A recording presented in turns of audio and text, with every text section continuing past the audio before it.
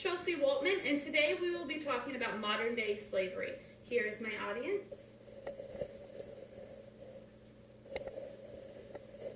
What would you do if you discovered someone was paying to have sex with your mother, your daughter, or any loved one against their will? Most likely, you would be heartbroken, angered, and upset.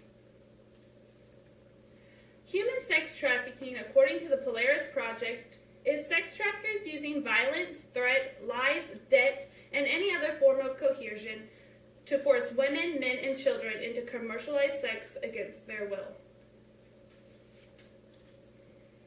Let us start out discussing some of the problems that are very current with this topic today. The two issues to be discussed is human sex trafficking is happening here in Indiana, and we will be discussing the treatment of the captured. Sex trafficking is economics 101. There's a demand for sex, and there's an abundant supply of women all across our country today. Marissa Kavatsky from the Indiana Star did an editorial piece over human sex trafficking. She talked to a mother of an 18-year-old victim from central Indiana. They lived in Carmel. Sandy's daughter met her trafficker at the mall in Carmel. He lured her by buying her a Jaguar and promising her the world. One of those promises was also to take her to the West Coast, which they did. Sandy said her daughter was 18 and followed him out there. This is when the nightmare began. Sandy's daughter was only allowed to eat lettuce and carrots to make her thinner for months.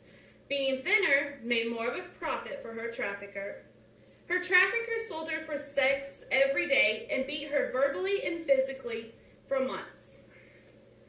Sex trafficking is a scary thing that is becoming more dominant in our world today. It can happen to anyone. That is why we need to be more informed about this issue. We need to know warning signs, ways to stop this, and promoting ways to stop this too. Let us talk about the treatment of victims. According to the Free the Slaves and Human Rights Center, victims are medically and nutritionally deprived throughout their capture. They endure brutalization, beating, rape, torture, physical abuse, psychological abuse, and isolation every day. According to Jody Jordan, author of the Human Behavior and Social Environment book, substance abuse is a big problem with victims too. It's a big problem with them because using substance is a way for those who are captured to cope, but it's also a way for the traffickers to control their victims.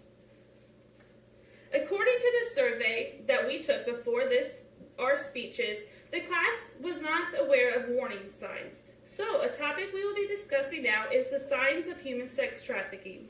It is very important to know signs because they can, one, help you realize if someone that you may know is in this situation, or you can prevent someone being induced into human sex trafficking.